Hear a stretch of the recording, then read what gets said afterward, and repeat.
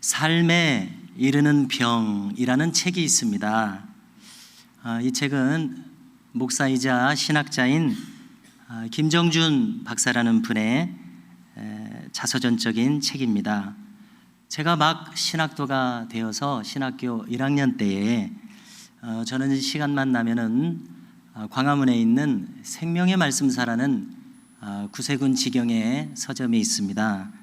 자주 그 서점에 가서 신앙에 대해서, 신학에 대해서, 또 목회에 대해서 제가 몹시도 이제 알고 싶은 그런 허기증, 그런 것에 대한 허기증이 아주 심한 거로 모든 것을 흡수하고자 하는 이 스펀지와 같은 그런 시간을 보내고 있었습니다. 서대를 이렇게 쭉 살펴보는 중에 삶에 이르는 병이라는 책이 제목이 눈에 확 들어오는 겁니다. 작은 책임에도 불구하고 문고판. 그래서 저자를 보니까 김정준 박사님이에요. 이분에 대해서는 직접 배우진 않았지만은 바로 앞선 세대의 구약학자로서 한국 교계의 신학계를 이끌었던 분인 것을 상식적으로 제가 이제 알고 있었습니다. 그래서 아니 이런 유명한 분이 혹시 이렇게 투병 생활이라도 하셨었는가 하는 궁금증이 이제 일어났습니다. 그래서 책을 펼쳐 들고서 그 목차를 쭉 보니까요, 아니나 다를까 정말 와병에 있으셨더라고요. 이분은 폐결핵 시한부 3개월 판정을 받고 부산에서 1945년 즈음에 목회를 하고 있다가 마산의 이 결핵 요양원으로 이제 들어가게 되었습니다. 삶에 이르는 병. 자, 이 책 제목인데요, 이것은 일찍이 덴마크의 루터교 신학자이자 철학자 키에르케고르의 명저가 있습니다. 그 책의 제목은 죽음에 이르는 병입니다. 자, 이것을 본뜬 제목이라는 것을 제가 느끼게 되더라고요. 키에르케고르는 자기의 책에서 죽음에 이르는 병이란 많은 내용이 있습니다만은 한마디로 요약을 할 수 있습니다. 죽음에 이르게 되는 병은 무엇인가? 그것은 절망입니다. 절망에 빠지면 죽음에 이른다. 그는 성경 말씀을 통해서 이것을 이야기하고 있습니다. 한번 생각해 보십시오. 인간이란 일단 절망에 빠지면은 거기서 헤어나오기란 여간 어려운 것이 아닙니다. 내가 빠지면 내 힘으로 나오는 것 어렵습니다. 환골탈태라는 말이 있죠. 완전히 뒤바뀌어진다, 벗어난다, 이런 뜻입니다. 완전히 탈바꿈한다. 이 애벌레가 나방이 되듯이 완전히 바뀌는 것이 환골탈태입니다. 중생하는 수준으로 완전히 헷가닥한다고 하니 헷가닥해서 변하지 않는 이상 거기서 헤어나오기란 어렵습니다. 그러다가 우울증에 빠지게 됩니다. 이웃도 저버립니다. 하나님도 저버립니다. 혼자 고립됩니다. 부정적인 생각이 꼬리에 꼬리를 물고 옵니다. 그래서 절망 속에서 고립무원 아무도 없습니다. 스스로 자멸해 갑니다. 얼마나 무섭습니까? 절망은 죽음에 이르는 병이다. 키르케고르는 우리에게 꼬집어서 말해주는데요. 그러나 김정준 박사님은 삶에 이르는 병이 있더라, 이렇게 이야기하는 겁니다. 그것은 바로 자기 자신이 3개월 시한부 판정을 받은 그 폐결핵 같은 질병이 나를 삶에 이르게 하더라. 이것이 왜 삶에 이르게 합니까? 그것은 죽을 병이지 않습니까? 그는 시를 씁니다. 이제 죽을 날이 3개월 남았습니다. 그날을 내다보며 시를 이렇게 씁니다. 요약하면은요, 내가 죽는 날은 비가 와도 좋소. 내가 죽는 날은 눈보라가 쳐도 좋소. 왜냐하면 그것이 하나님의 뜻이기 때문이요. 무슨 뜻입니까? 하나님이 지금 섭리하고 계시다는 겁니다. 자기가 이 질병에 걸려서 곧 죽게 된 것은 하나님 하시는 일이라는 것입니다. 하나님 하시는 일이니 오를 수밖에 없다는 것이죠. 하나님은 오르시다는 그 신앙 고백이 여기 들어 있습니다. 이 깊은 질병이 이미 목사였던 이분을 더 하나님을 찾게 하더라는 것입니다. 그 반대는 무엇입니까? 아니, 나를 언제는 목사로 불러놓고는 이렇게 죽게 하시다니, 이런 일이 나에게 있을 수 있는가? 원망하고자 하면 한이 없습니다. 실망하고자 하면 한이 없습니다. 안 좋게 생각하고자 하면 한이 없습니다. 그러나 이분의 이 자서전수기 같은 이 내용을 보니까 놀라운 내용이 있습니다. 자, 이분이 이제 죽는 날만 앞두고 있던 그때에 이제 호주 선교사님, 의사인 선교사님의 진찰을 받습니다. 엑스레이를 그때도 있었는가 봐요. 찍었습니다. 그랬더니 참 당신과 같은 사람은 젊은 사람이기 때문에 우리 호주 선교부에서는 유학비를 대줘서 공부를 잘 할 수 있도록 이렇게 지원하는 프로그램이 있습니다. 그러나 당신 같은 사람에게는 줄 수가 없습니다. 왜냐하면 오래오래 살면서 한국교회에 기여를 할 그런 인재를 위한 기금인데 당신은 얼마 지나지 않아서 죽을 목숨인데 당신에게 지원할 유학비는 없습니다. 이런 소리를 들었다는 것입니다. 그리고 이 의사와 간호사들이 왜 이렇게 쌀쌀 맞느냐는 것이죠. 자기를 아예 죽은 사람 취급하는 것입니다. 빈말로도 희망을 가지십시오. 그 죽음의 경각에서도 살아나는 사람이 있습니다. 빈말이라도 이렇게 하면은 얼마나 마음에 위로가 되겠습니까? 그런데 죽을 사람 취급하는 거예요. 죽을 사람 취급하면서 그 젊은 이쁜 간호사가 깔깔깔 웃으면서 자기는 행복한 그런 체를 하는데 그것이 좀 보기가 싫었던 것 같습니다.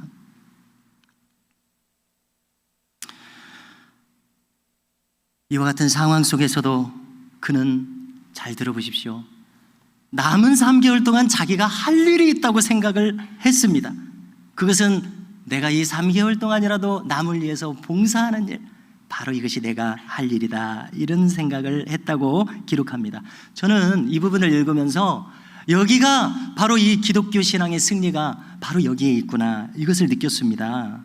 신자는 내가 죽어가면서도, 내일 죽어가면서도 남을 이롭게 하는 자가 신자구나, 새삼 느꼈습니다. 나의 유익을 찾지 않고 남의 유익을 구하면서 인간에게 봉사함으로써 하나님을 섬기고자 하는 바로 이 마음이 신자의 마음이구나, 이렇게 확인하게 되었습니다. 얼마나 이 마음이 위대합니까? 얼마나 이 마음이 우리를 기쁘게 합니까? 그래서 저는 평소에 존경하는 썬다싱의 그 전집이 있습니다. 우리말로 다 번역이 돼 있죠. 이분이 이 봉사에 대해서 무슨 말을 했는가 한번 찾아봤습니다. 그랬더니 이렇게 말합니다. 다른 사람에 대한 봉사는 바로 그 사람 자신을 돕는다는 가장 큰 장점이 있습니다, 이렇게 말을 했더라고요. 그러고 나서 자기의 예를 들기를 많이 하시는 내용입니다. 이분은 히말라야 산맥을 넘어서 티베트를 향해서 수도 없이 인도에서 다니면서 전도를 한 분 아닙니까? 그래서 이제 40 즈음에 아마 실종이 된 것 같아요. 티베트에서 순교했든지 히말라야 산맥 어디서 동사했든지, 그렇게 상대적으로 젊은 나이에 이분은 마치 엘리야가 승천하듯이 이 지상에 없어요. 시체를 찾을 수가 없어요. 티벳을 향하여 가던 어느 날 가다 보니까 쓰러진 사람이 있었습니다. 이 지나쳐 가면은 이제 얼어 죽겠죠. 그런데 동행하는 사람이 있었어요. 같이 이것을 목격했는데 이 사람 건사하다가는 다 죽습니다 하고 자기 목숨을 부지하기 위해서 나는 살아야겠습니다, 앞으로 앞질러 갔습니다. 썬다싱은 두고 갈 수가 없어요. 그래서 자기 어깨에 둘러매고 힘겹게 이 산맥을 넘어가는 겁니다. 한참을 가고 또 가고 한참을 갔습니다. 이제 저 티벳인지 그 동네 여기에 다다랐습니다. 조금만 가면 동네에 들어가서 쉴 수 있습니다. 그런데 동네 입구에 어떤 형체가 보이는데 사람이 얼어 죽었어요. 가서 보니까 아까 앞서 가던 그 사람이었습니다. 그런데 놀랍게도 등에 짊어진 이 사람과 썬다싱의 체온이 서로 어우러져서 그 온기가 이 두 사람은 살게 했더라는 것입니다. 그래서 이야기하는 겁니다. 남을 위한 봉사가 나를 결국 살게 하더라. 너무나 놀라운 이야기입니다. 그래서 이 김정준 박사도 시한부의 삶을 절망하지 않고, 절망하려면 얼마든지 절망할 수 있죠. 포기할 수 있습니다. 그러나 남을 기쁘게 하겠다는 그 생각이 일어난 것입니다. 남의 변기를 갈아줍니다. 17세 소녀 발악하면서 내가 왜 이런 고생을 해야 되느냐, 그 소녀의 변기를 갈아줘요. 그 지겨운 소리를 듣고 있는 옆 사람의 귀도 편안하게 해주는 겁니다. 음식을 먹여줍니다. 물수건을 건네줍니다. 그 목사님이 잔심부름을 막 해줍니다. 그들을 위해서 주일 예배를 준비해서 인도합니다. 이 귀한 하나님의 말씀을 듣지 못한 사람들을 위해서는, 이 요양원에 있는 그 움직이지 못하는 사람들을 위해서 요양원에 있는 사람들, 요우지라는 이 잡지 같은 거, 주간지 같은 거 만들어서 그들에게 이제 문서로 설교하고 신앙으로 힘을 불어넣어주고 위로하는 이런 일을 합니다. 자, 얼마나 놀랍습니까? 이분은 우리가 지금 사용하는 구약 성경을 번역한 구약 학자들 중에 한 분이더라고요. 그리고 조금 전에 경배 찬송으로 부른 찬송가 9장의 작시자이기도 합니다. 참 귀한 찬양이었는데요.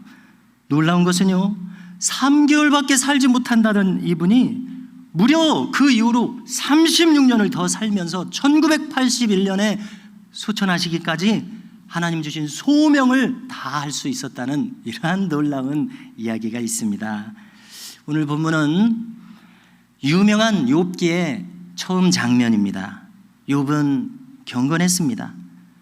10명의 자식들이 모여서 생일잔치라도 한 날이면 그 다음날 이 자식들을 다 불러다가 성결하게 했습니다. 무슨 얘기입니까? 아침 경건회라도 하면서 하나님의 말씀을 생각하게 했다는 말 같아요.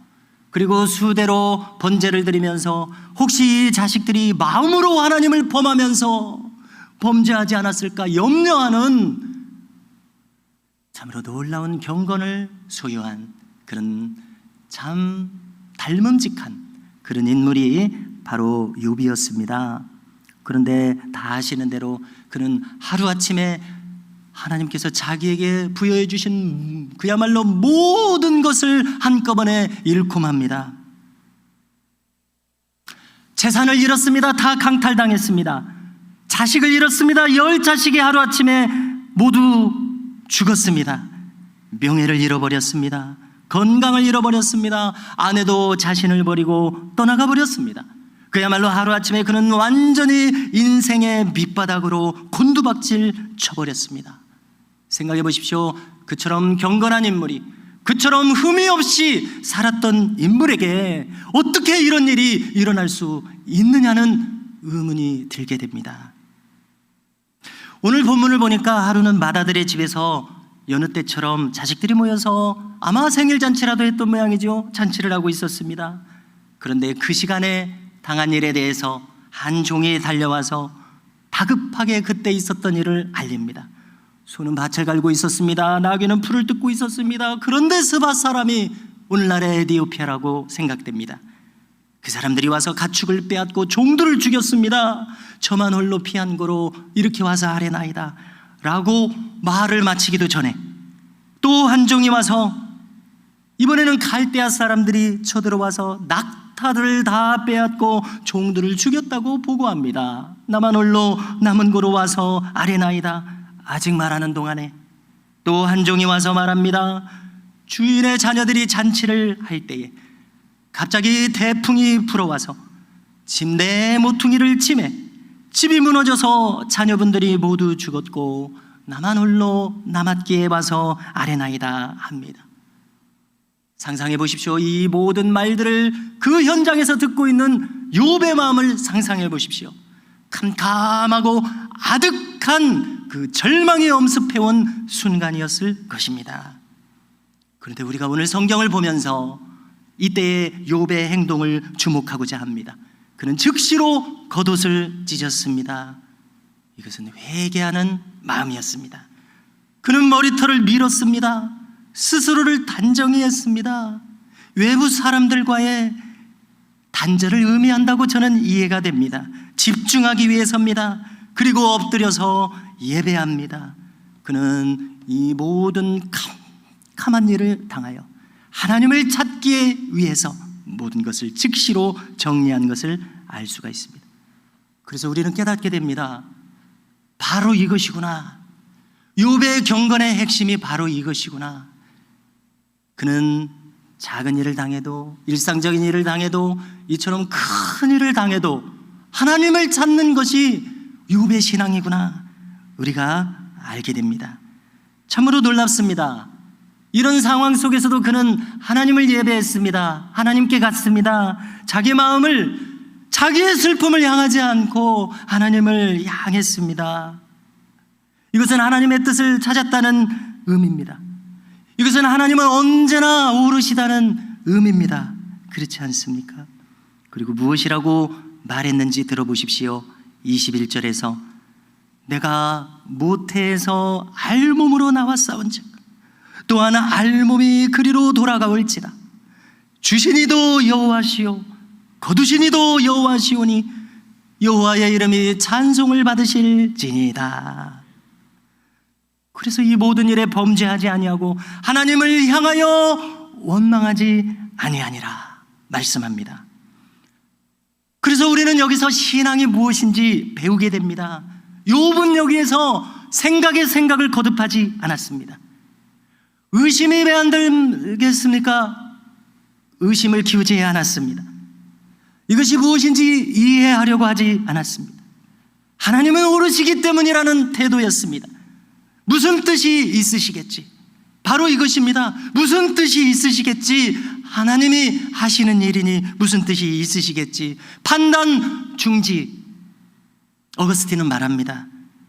일단 모든 판단을 중지하고 하나님을 보라. 칸트도 말합니다. 하나님께 여지를 드리기 위해 너의 이성을 제한하라. 그리고 욥은 여기서 다가 아닙니다. 오늘 본문 22절을 보니까 하나님을 향하여 원망하지 아니하니라. 하나님을 향하여, 이것이 신앙입니다. 참 신앙인은 하나님을 향합니다. 향신, 하나님을 향합니다.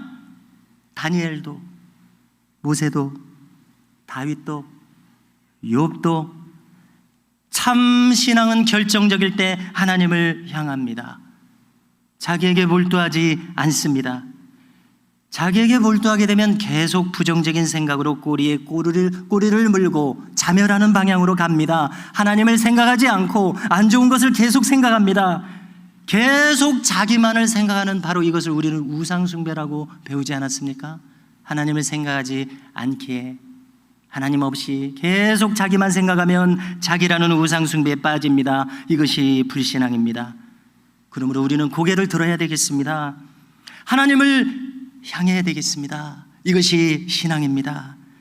하나님을 향할 때 우리는 내 마음이 순식간에 높아지는 것을 경험합니다. 놀랍게도 나의 이 낮은 마음이 하나님의 마음과 수준이 같아집니다. 그래서 이 지상에서 벌어지는 한 사건 한 사건에 일희일비하지 않습니다. 왜냐하면 높으신 하나님의 뜻 안에서 이 모든 것들은 영원하지 않습니다. 다 지나갑니다. 좋은 일도, 굳은 일도, 큰 일도, 작은 일도, 슬픈 일도, 절망스러운 일도 다 지나갑니다. 하나님의 높으신 뜻 안에 이 모든 것들이 있습니다. 다윗에 대한 이런 주목할 만한 이야기가 있습니다. 우리 성경의 이야기에 대해서 미드라시라든지 이스라엘의 주석서들은 이 전설도 우리에게 알려주는데요. 다윗이 수많은 전쟁을 이제 승전하고 돌아오는 그런 시기였습니다. 백성들이 환호하면서 다윗을 환영했습니다. 사울은 천천히요 다윗은 만만이로다, 이와 같은 칭송을 자자하게 했겠죠. 말을 타고 입성하던 다윗은 도열에서 환호하는 백성들을 보면서 그 칭송 소리를 들으면서 자신의 마음이 불현듯 교만해지는 것을 느꼈습니다. 드디어 내가 정상에 올랐구나. 아브라함과 모세 이후에 이스라엘의 역사를 볼 때 이처럼 높은 자리에 오른 왕은 없었도다. 내가 가장 높은 자리에 올라있는 왕이 되고 있구나. 이런 생각이 불쑥 올라오자 그는 소스라치게 놀라면서 하나님께 매달리는 기도하는 심정으로 신하들을 불러 모았다는 것입니다. 그리고 염려하면서 신하들에게 겸손히 여러분들의 지혜가 필요하다고 하면서 자문을 구했습니다. 여러분들, 내 마음이 자꾸 이처럼 교만해지는데 교만은 멸망의 지름길인 것을 나는 알고 있습니다. 어떻게 하면 제가 겸손함을 잃지 않겠습니까? 떠오르는 지혜가 있다면 저에게 알려주시오 말했습니다. 그러자 다행스럽게도 한 신하가 이야기하는 겁니다. 왕이시여, 좋은 생각이 떠오릅니다. 왕의 손에 반지를 하나 끼우십시오. 그리고 그 반지에 글자를 새겨서 그 글자를 볼 때마다 겸손해지시는 것입니다. 그랬더니 다윗이 아하, 참으로 묘책이라고 생각이 되는구나. 아니, 그런데 이 반지에 무슨 내용을 새겨야 될까? 그것까지 알려주면 더 좋았을 것을 라고 말할 때 다른 신하가 또 거드는 겁니다. 이 다른 신하는 이런 이야기를 합니다. 왕이시여, 당신의 아들 솔로몬이 있지 않습니까? 그가 아직 어린아이지만은 지혜로운 아이 아닙니까? 그 아이에게 한번 물어보시면 어떻겠습니까? 재미있는 것은 다윗이 그 이야기가 합당하게 생각이 됩니다. 그래서 막 장난치고 있는 이 솔로몬에게 가서 물어보는 겁니다. 이렇게 해서 반지에 글씨가 필요한데 뭐라고 쓰면 좋을까? 그랬더니 막 놀면서 갑자기 딱 멈춰서더니 다 지나간다! 이렇게 얘기를 했다는 것입니다. 그리고 다시 획 놀러 가버리더라는 것입니다.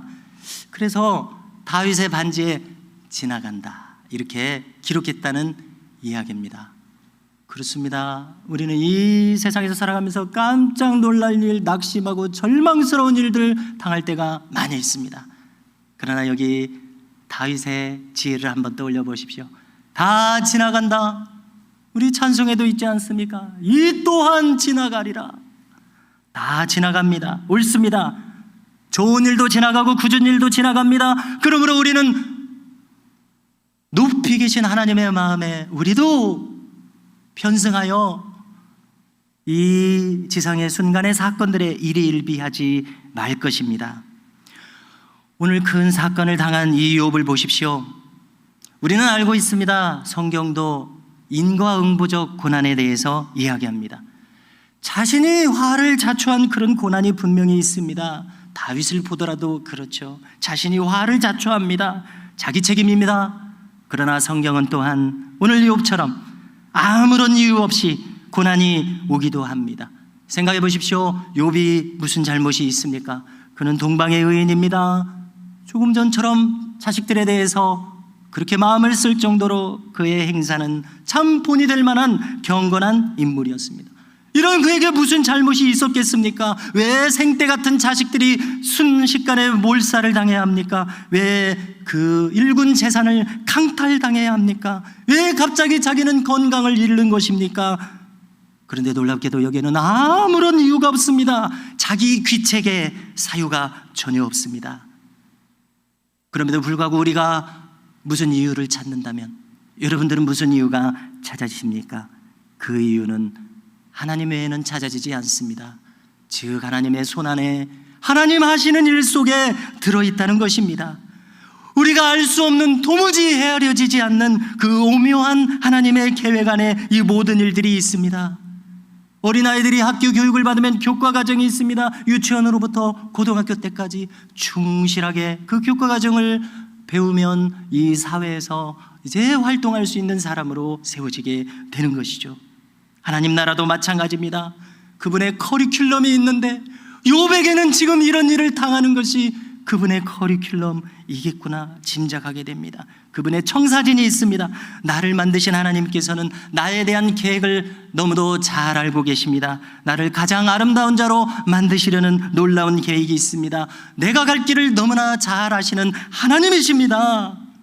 일본의 오토 다케라는 분이 쓴 오체불만족이라는 책이 있더라고요.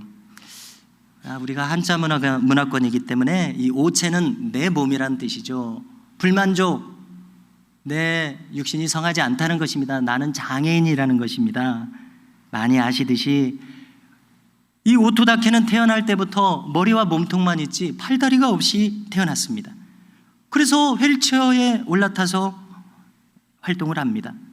이 책의 겉표지를 보니까 이렇게 기록합니다. 신체는 불만족. 그러나 인생은 대만족.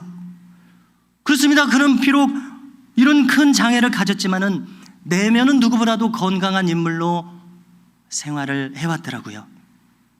그 몸으로 수영도 합니다. 농구도 합니다. 달리기도 합니다. 줄넘기도 하는데 줄넘기를 어떻게 하는지 모르겠어요. 그래서 어떤 사람의 독후감을 보니까 이 책을 쭉 읽고 있노라니 꼭 오토다케가 정상인 같이 느껴진다는 그런 독후감도 읽어본 적이 있습니다. 그는 특수학교를 다니지 않고 일반 학교를 다녔습니다. 놀랍게도 열심히도 공부했는가 봐요. 와세다 대학에 합격해서 졸업까지 했습니다. 오토다케는 책을 끝내면서 역시 똑같이 듣지 못하고 말하지 못하는 큰 장애를 가졌었던 헬렌 켈러의 말을 인용하고 있습니다. 장애는 불편하다. 그러나 불행하지는 않다. 사지없이 비슷하게 똑같이 모습으로 태어난 또 다른 인물로 닉 부이치치라는 인물이 있습니다. 세르비아 출생의 호주에서 사시는 분입니다. 이분이 이제는 목사님이 되셨더라고요. 그도 마찬가지입니다. 왜 나는 이런 몸을 가졌나? 의문투성이에 하나님을 원망하려면 얼마든지 원망할 수 있는 조건을 그 어느 누구보다도 가지고 있는 그런 분들 아니겠습니까? 인생을 비관하려면 얼마든지 비관할 수 있는 이유를 정당하게 가지고 있는 사람들이었습니다. 왜 하나님은 나면서부터 나를 이렇게 만드셨나? 그도 한때 가졌었습니다. 그도 한때 생을 마감하려고 했습니다, 스스로. 그러나 더 이상 그는 이렇게 묻지 않습니다. 왜냐하면 하나님의 소명과 계획을 발견했기 때문에 그렇습니다. 어떤 사람은 겉으로 장애를 가집니다. 그러나 어떤 사람은 또한 내면의 장애를 가진 사람도 적지 않습니다. 그러나 관건은 무엇입니까? 어떠한 장애를 가졌든지 불행도 행복해지는 것도 자기가 선택하고 있습니다. 어떠한 조건이든지 내가 자꾸 불행을 선택하면 나는 불행해집니다. 어떠한 조건이든지 내가 자꾸 하나님 나라의 빛을 생각하면 빛을 따라서 걸어갈 것입니다. 복된 길을 걸어갈 것입니다. 행복을 선택했기에 행복을 열매로 받게 될 것입니다. 할렐루야. 문제는 나에게 주어진 조건이 아닙니다. 인간은 육신보다도 마음이 진정한 인간입니다. 영혼이 진정한 인간입니다. 중생하여 거듭난 영혼은 어떻게 살아갑니까? 오직 하나님을 의식합니다. 하나님을 바라봅니다. 향합니다. 하나님 뜻을 구합니다. 하나님이 무엇을 원하실까, 기뻐하실까 생각합니다. 자기가 부여받은 인생을 긍정합니다. 하나님이 주신 인생이니까요. 그래서 그의 마음 근저에는 감사가 스며져 있습니다. 기쁨이 스며져 있습니다. 그 기초에 그것이 깔려져 있습니다. 하나님 나라의 본성이 그에게 들어와 있습니다. 그러므로 여러분 점검해 보십시오. 내 마음 밑바닥에 이런 감사가 나도 있습니까? 이런 기쁨이 나도 있습니까? 부침은 있습니다. 큰 일도 겪고 작은 일도 겪고 나를 절망에 빠지게 하는 일들도 겪습니다마는 그 근저에 하나님 나라에 속한 기쁨과 평강이 있는지 한번 생각해 보십시오. 한번 확인해 보십시오. 오늘 하나님을 향한 욥의 선택을 우리가 두드러지게 주목하게 됩니다. 하나님을 향하여 그는 원망하지 않았습니다. 이렇게 한번 해보십시오. 하나님을 향할 때 원망이 설 곳이 없습니다. 그렇지 않습니까? 지금 하나님을 향했으니까요. 여기에서는 이제 감사가 나옵니다. 모든 것이 하나님의 장중에 붙들려 있으니까요. 의심할 필요가 없습니다. 그러므로 어떤 사건을 당하든지 우리는 욥처럼 하나님을 향해야겠습니다. 이렇게 선택해야 되겠습니다. 하나님을 향할 때 내가 무엇을 떠올려야 될지, 내가 무엇을 선택해야 될지 하나님은 알게 하실 것입니다. 원망의 반대말은 감사합니다. 감사할 수 없는 것을 감사한다면 하나님은 놀라 그 보좌 우편에서 예수님이 일어서시듯이 스데반을 향하여 일어서시듯이 나의 마음과 같구나 스데반아, 나의 마음과 같구나, 우리에 대해서도 나의 마음을 아는구나, 하나님 기뻐하시리라 생각이 됩니다. 하나님을 향할 때 나에게 이 인생을 부여하여 주신 하나님의 소명으로 우리는 충만하게 될 것입니다. 주신 이도 여호와시오 거두신 이도 여호와시오니 여호와의 이름이 찬송을 받으실지니이다. 아멘.